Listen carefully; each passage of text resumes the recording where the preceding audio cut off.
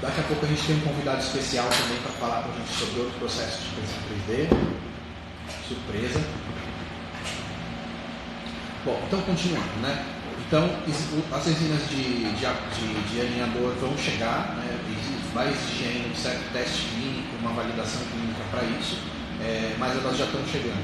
Eu acho que dentro de alguns poucos meses isso já deve estar disponível para alguns clientes em uma escala pequena e depois, claro, que expandida. Bom, a última tecnologia que eu quero falar para vocês aqui hoje é sobre SLS. A SLS é uma tecnologia um pouco diferente, que sai um pouco do padrão do que a maior parte está acostumada, e a gente trabalha com SLS também. Aqui no laboratório não está a máquina disponível, as novas estão vindo para cá, a gente renovou o nosso estoque, é uma máquina bem maior, que trabalha com a sinterização, né, com o derretimento de um pó através de um laser. E esse pó pode ser de diversos materiais, sendo que a gente trabalha com plásticos, com poliamida, né, o PA11, 12, TPU, TPE e algumas outras variantes. O legal da SLS é que, pelo pó ser o próprio elemento de construção da máquina, ele serve como um suporte para as peças. Então a gente não precisa de suporte, né, esses suportes assim não precisam ser feitos na impressora SLS. Isso permite que a gente tenha geometrias novas e complexas. Essa peça aqui, ó, que tem a rodinha aqui, ela gira aqui também, ela é articulada nessa parte aqui, ó, dá para ver a mola fazendo aqui a movimentação. Isso daqui é uma peça impressa de uma vez só, ela não tem montagem, ela não tem um pino que a gente encaixa e faz aqui. Todo esse conjunto movimentado ele só é possível de ser impresso porque a tecnologia permite que o pó seja derretido camada por camada sem suporte. Então depois que a gente bate um jateamento de ar, aí a gente tem a peça inteira. Aqui tem até uma mais complexa, ó, que é uma peça, aquela lá é legal, mas essa daqui é legal e não serve para nada, né? Ela é só legal, só bonita. Ela tem articulação aqui, né? Então dá para ver, ó, ela fazendo essa articulação aqui. Ela gira aqui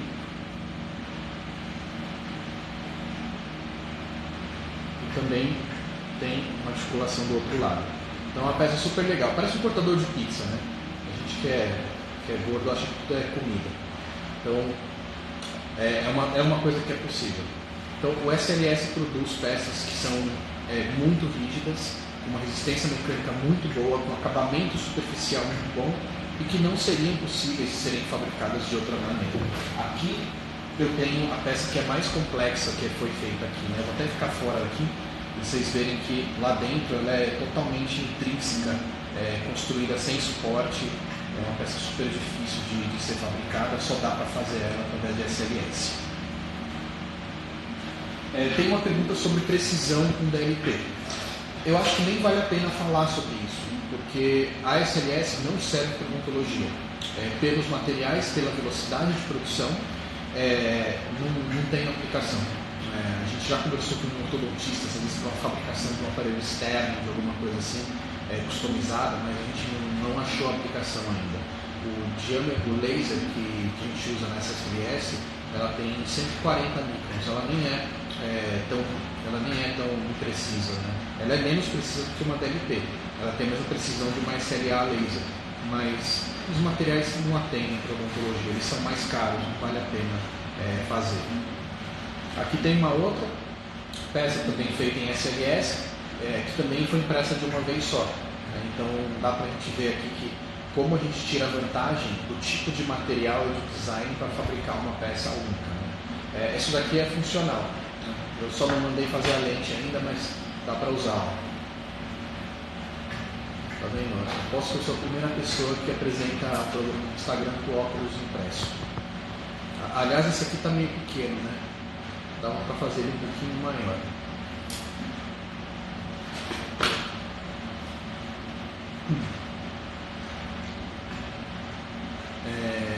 Vamos ver aqui.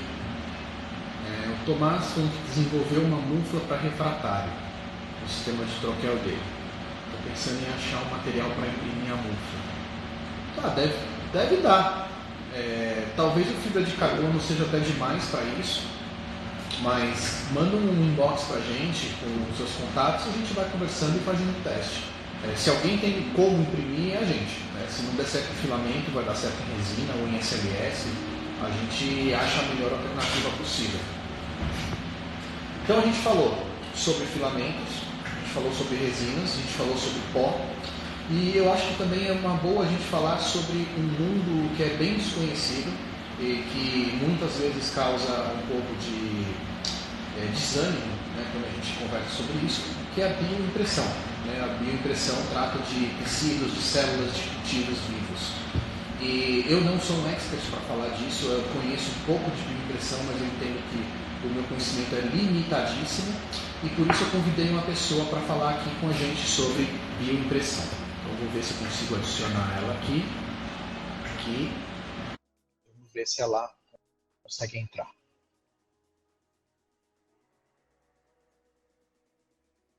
Se ela não entrar, eu não vou falar de bioimpressão, tá? Ó, ela vai entrar. Oi, Janaína.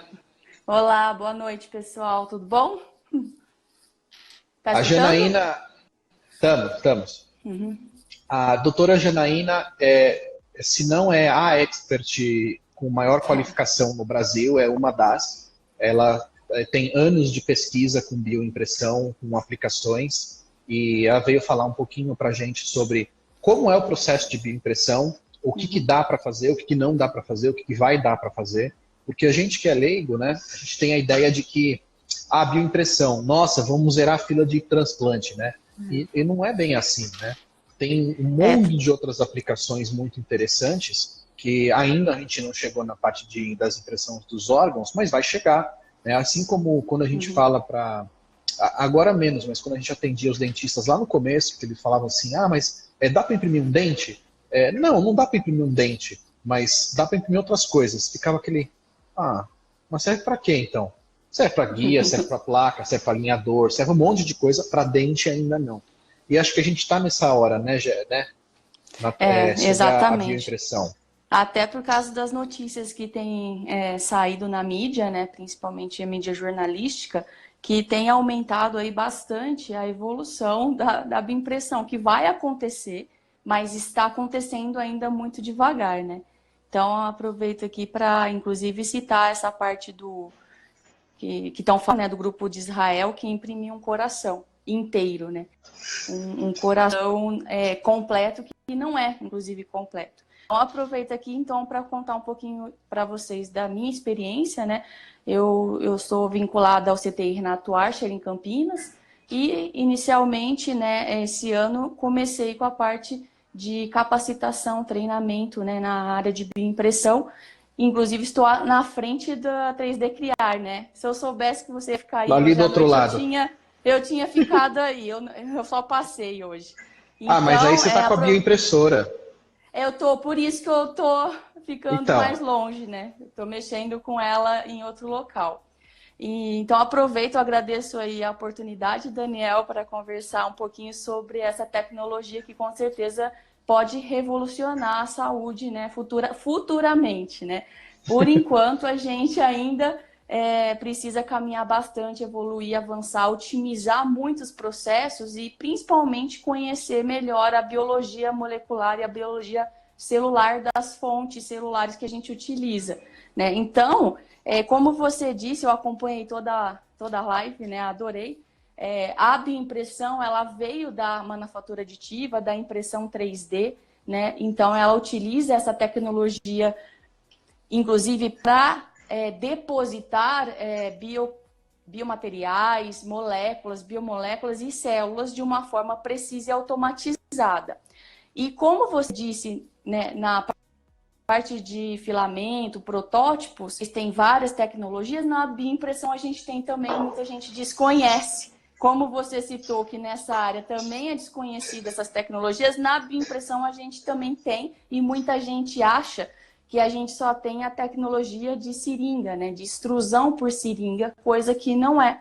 Nós temos aí tecnologias a laser, tecnologias piezoelétricas, né, que utiliza aí frequências e voltagens para poder comprimir um bico de vidro e poder realmente depositar as suas células em forma de gotas muito mais precisa, né? Então, essa tecnologia de extrusão por seringa, né, que a gente até consegue utilizar máquinas de FDM adaptadas, é a mais convencional, é a mais barata, né? E com certeza dá para a gente utilizar aí bastante biomateriais diferentes, né? Biomateriais biocompatíveis, né? E é a que mais tem mostrado aí na mídia, mas é uma tecnologia bem sensível, né?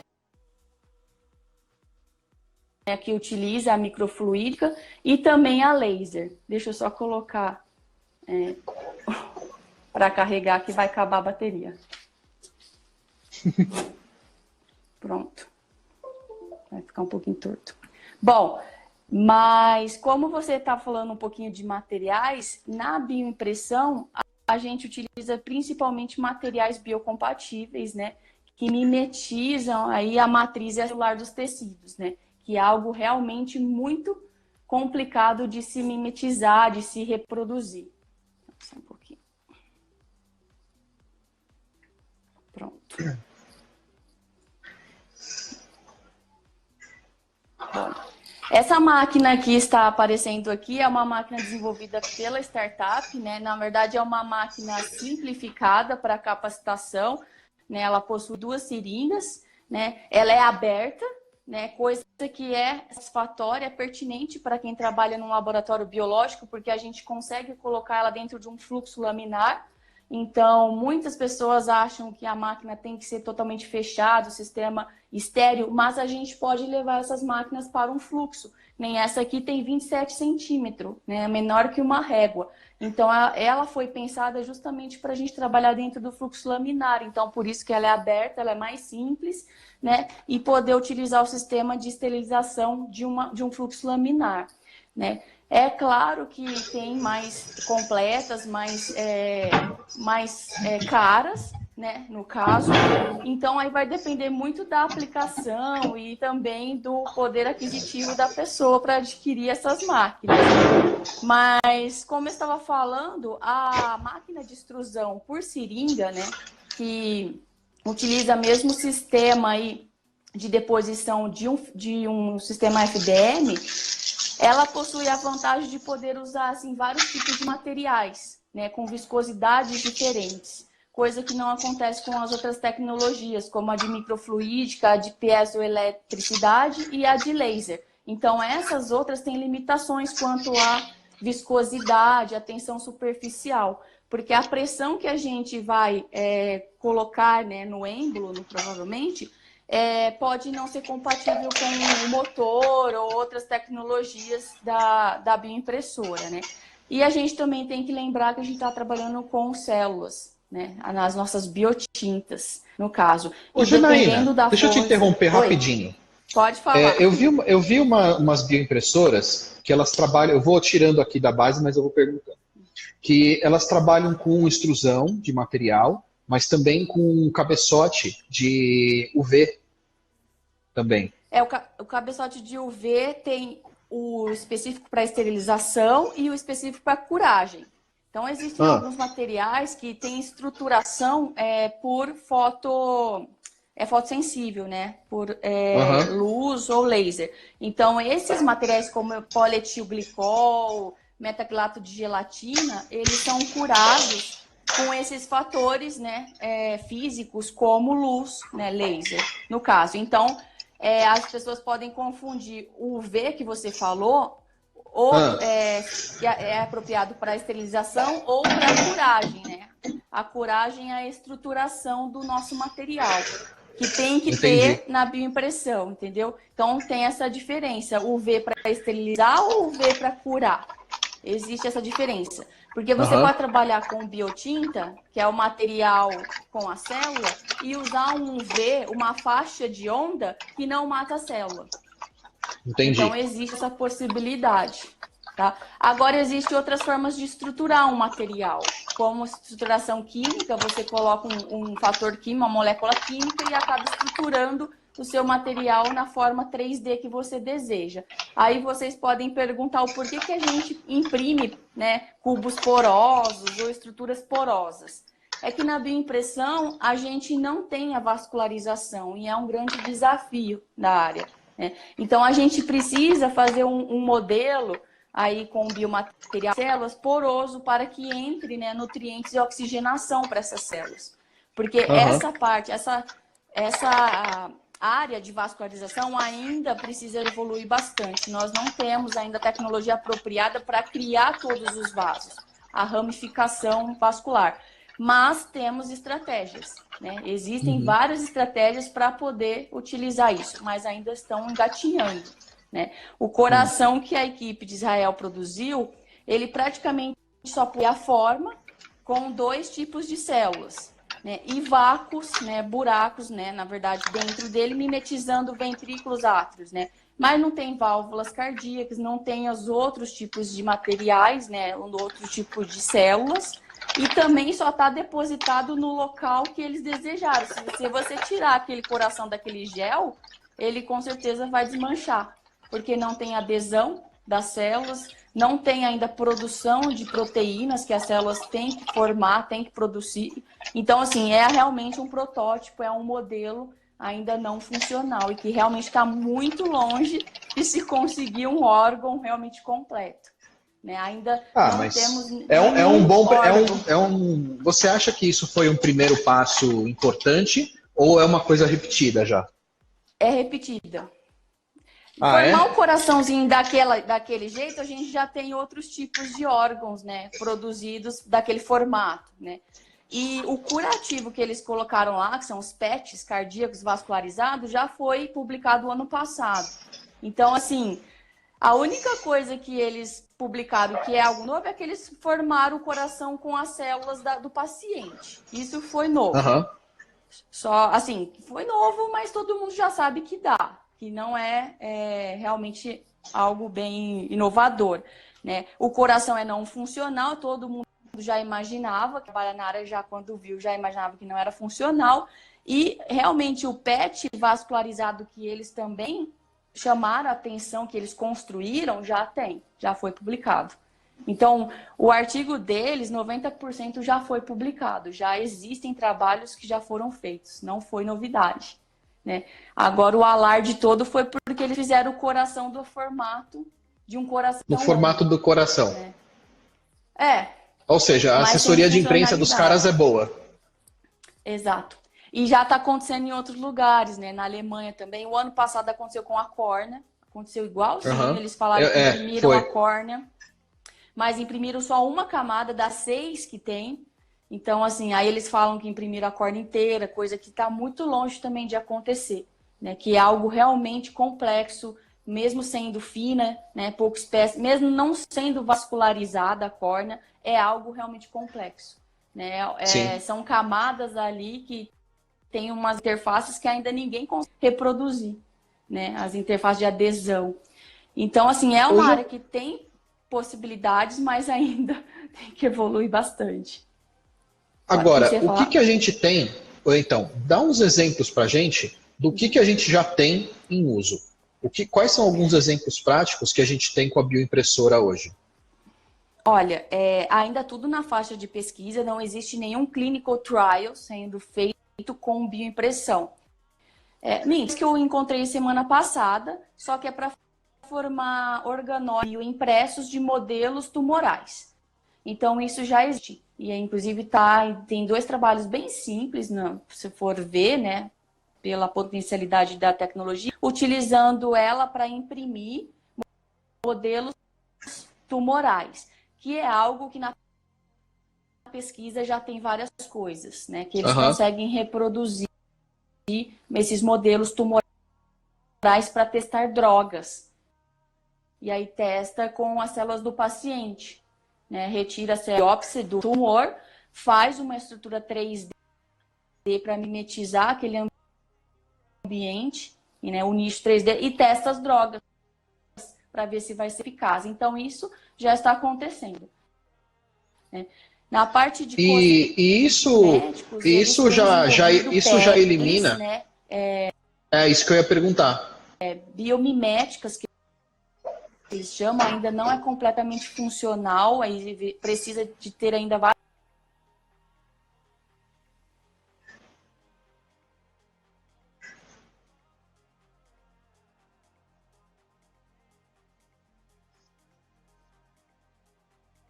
Janaína, sua conexão tá ruim, tá travando agora.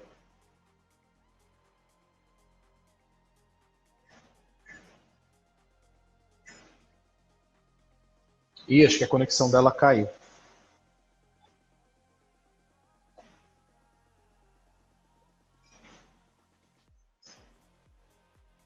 Bom, foi só a dela, né? A minha continua aqui online. Vamos ver.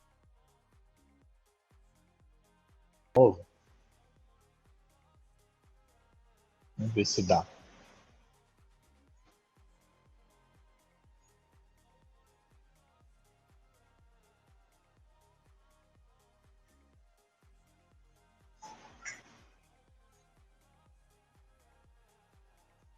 Enquanto ela não entra, enquanto ela tava. Ah, ela entrou, vamos ver se ela entrou de novo.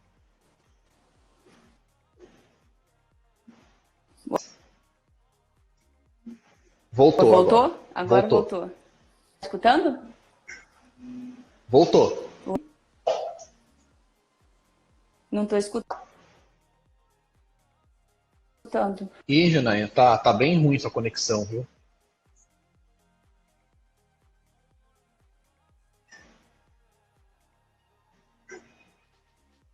Ih, acho que não vai dar certo, não.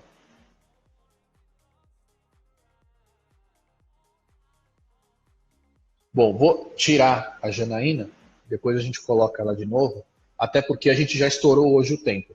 Na verdade, hoje a gente queria dar uma introdução para vocês sobre os tipos de tecnologia que existem. Então a gente falou, nem falou sobre todas, não dá para falar sobre todas, né? A gente tem aí, a ISO define 16 tecnologias diferentes, então não dá para a gente falar de tudo. Então a gente falou sobre filamentos, né? Falamos sobre aplicações, falamos sobre materiais diferentes, sobre tipos de usos das impressoras de filamento, falamos sobre resinas líquidas, então a gente falou também sobre os materiais, falou sobre toda essa parte de aplicações, né? Que realmente, para a maior parte que está assistindo, que é a odontologia, é onde se aplica, né? É onde a impressão 3D realmente tem valor. Falamos sobre a parte de SLS, onde a gente define materiais, tipos de usos, né, o tipo da tecnologia, de como ela funciona.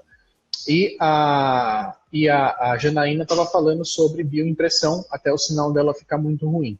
Mas acho que deu para ela dar uma orientação geral de como as bioimpressoras funcionam, de algumas coisas que tem para fazer, e com certeza a gente vai fazer uma outra live também mais específica sobre alguns usos, algumas outras aplicações, que é até uma área para a gente pesquisar bastante, para a gente conversar sobre como que a bioimpressão pode chegar na odontologia, né? Que tipo de aplicações a gente vai poder usar, às vezes para fazer cicatrizações mais rápidas, mais precisas, né? Ou até biomateriais enxertáveis de forma mais precisa e menos traumática para o paciente.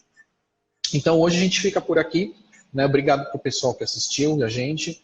Mandem perguntas, a gente vai deixar a live aí também no ar, então por 24 horas. Então quem quiser assistir de novo, mandar para os amigos, façam perguntas, né, que no final a gente só evolui ou chegar em coisas novas quando a gente compartilha conhecimento. E às vezes eu aprendo muito, né? Quem assiste deve saber que eu não sou dentista, sou engenheiro, e a gente aprende muito um com os outros, né? A gente sempre faz perguntas pertinentes, perguntas diferentes, para a gente chegar em respostas diferentes para problemas complexos, né? Não adianta nada a gente sempre ficar patinando nos problemas com a mesma mentalidade, com o mesmo olhar crítico. Então eu brinco que quando a gente faz reunião de odontologia digital, a gente não deveria ter só dentista. A gente devia ter dentista, a gente devia ter engenheiros, a gente devia ter cientista da computação, a gente devia ter cientista de dados, né? Cabeças diferentes para a gente chegar em soluções novas. Então, obrigado, pessoal. Sempre aí a gente está à disposição para responder perguntas. Entre em contato com a gente pelo inbox. A gente sugiram temas também que vocês querem para os próximos episódios. E nos próximos a gente vai ter algumas surpresas, né? Porque afinal chama tempo de impressão. Então, a gente vai fazer algumas brincadeiras também de vocês tentarem adivinhar quanto tempo leva para imprimir as coisas, vocês têm alguns brindes legais aí para a gente sortear. A caneta não, a caneta já acabou, só tinha essa. Mas a gente faz outras coisas legais também para sortear, tá bom? Boa noite então, pessoal. Bom jantar para todos aí e até a próxima.